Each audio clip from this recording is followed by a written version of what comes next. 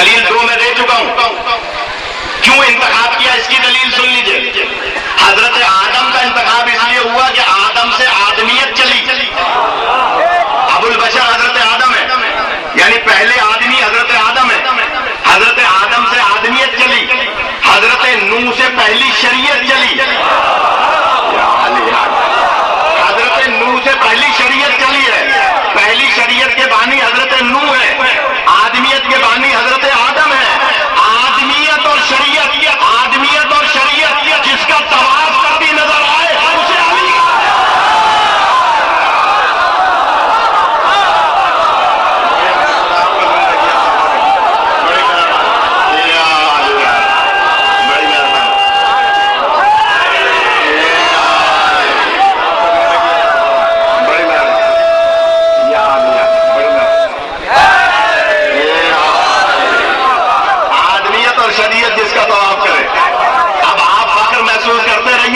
مدینے میں نبی پاک کے دائیں بائیں. ذرا ادھر دیکھیے، ادھر کون ہے کہ ایک طرف حضرت آدم، ایک طرف حضرت نوح. آدم سے آدمیت چلی، نوح سے پہلی شریعت چلی. آدمیت اور شریعت جس کا طواف کرے اسے علی کہا جاتا ہے. انچولی میں، کراچی میں گزشتہ 10 سال سے اشرا پڑھ رہا ہوں. علامہ عرفان عابدی صاحب پڑھا کرتے تھے ان کے بعد سے، کہ وہاں پر ایک نوجوان آیا اور آ کر کہنے لگا کہ مولانا آپ مجلس میں درود بہت پڑھواتے ہیں، لہذا آپ کے پاس میٹر شاید نہیں ہے اس لیے درود زیادہ پڑھواتے ہیں. میں نے کہا نہیں، ایسا نہیں ہے. ہم اس لیے درود پڑھواتے ہیں کہ اللہ نے حکم دیا ہے، درود پڑھنے کا اللہ نے حکم دیا ہے، لہذا ہم درود پڑھواتے ہیں. اور تم کیا کہنا چاہتے ہیں؟ کہنے لگا کہ نہیں، یہ درود جو آپ پڑھواتے ہیں یہ نہیں پہنچتا محمد والے محمد کو، اس کا کوئی فائدہ نہیں. غور کیجیے گا، نہیں پہنچتا.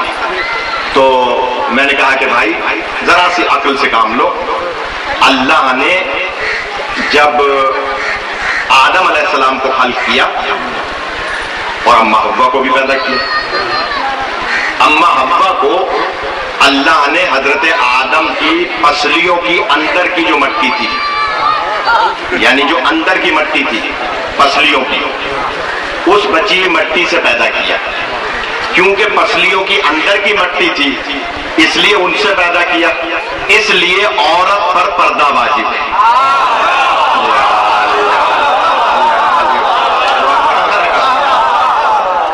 تھوڑی سی معلوماتی بات بھی ہونی چاہیے، کیونکہ اندر کی پسلیاں تھی، چھپی ہوئی پسلیاں تھی، لہذا عورت پر پردہ واجب ہے، اس کو اپنے آپ کو چھپانا واجب ہے. اماں حوا کو پیدا کیا، آواز قدرت آئی، اے جبرائیل جاؤ آدم اور حوا کا نکاح پڑھاؤ. حضرت آدم کا نکاح پڑھانے حضرت جبرائیل امین تشریف لائے. نکاح پڑھانے سے پہلے، جاگ رہے ہیں آپ؟ نکاح پڑھانے سے پہلے جبرائیل امین کی نگاہ پڑی آسمان پر، تو لوح محفوظ پہ لکھا ہوا دیکھا کہ جب بھی کسی مومن یا مومنہ کا نکاح ہوگا تو پہلے کچھ نہ کچھ مہر مقرر کیا جائے. تو جناب جبرائیل امین نے اللہ سے سوال کیا، یا اللہ یہ حوا کا مہر کیا ہوگا جو آدم ادا کریں گے؟ تو آواز قدرت آئی، اے جبرائیل آدم سے کہہ دو کہ جن آل محمد کے صدقے میں ہم نے تمہیں پیدا کیا ہے، تھوڑا سا جاگ جائیے، جن آل محمد کے صدقے میں ہم نے تمہیں پیدا کیا ہے ان آل محمد پر 14 مرتبہ درود پڑھ لو، یہی تمہاری زوجہ کا مہر ہے.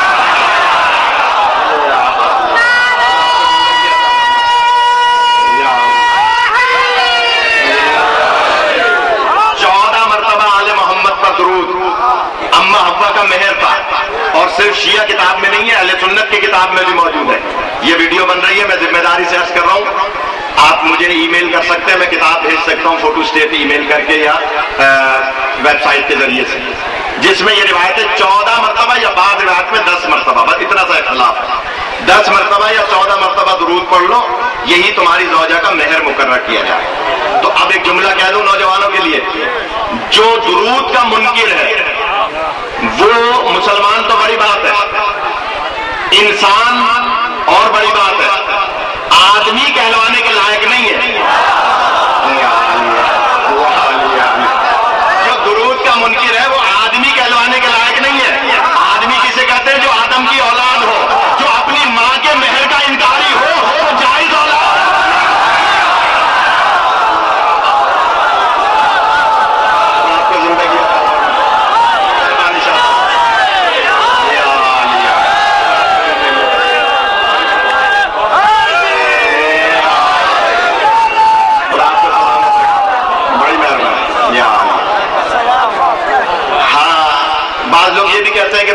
मत जाना, निकाह टूट जाएगा। बाल मुल्ला कहते हैं ना, मजलिस में मत जाना, निकाह टूट जाएगा। तो मजलिस में आने से निकाह मजबूत हो रहा है या टूट रहा है? हम अपनी माँ के मेहर की तजदीद कर रहे हैं या नहीं कर रहे हैं? आपको और क्योंकि मेरा ताल्लुक मीडिया से, हर चैनल में कोई ना कोई प्रोग्राम हर हफ्ते हमारा आता है, तो अब तो मीडिया ने सब कुछ साबित कर दिया। यानी ये कहा करते थे मुल्ला मौलवी के ताजिए को मत देखना, निकाह टूट जाएगा, अलम मत देखना, निकाह टूट जाएगा, मजलिस में मत जाना, निकाह टूट जाएगा। पहली मुहर्रम से लेके 10 मुहर्रम तक 70 चैनल में तो मैं इंटरव्यू दे चुका हूं अलम और ताजिए की जुलजना की अहमियत पर। हर घर में जुलजना भी दिखाया जा रहा है, अलम भी दिखाया जा रहा है।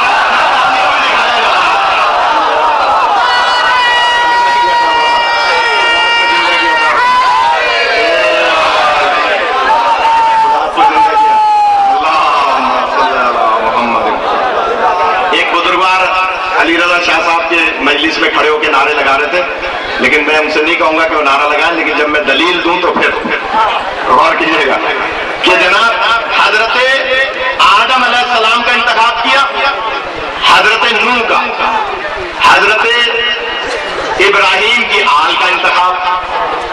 क्यों? हकीम का फेल हिकमत से खाली नहीं है। हजरत इब्राहिम की आल का क्यों इंतखाब?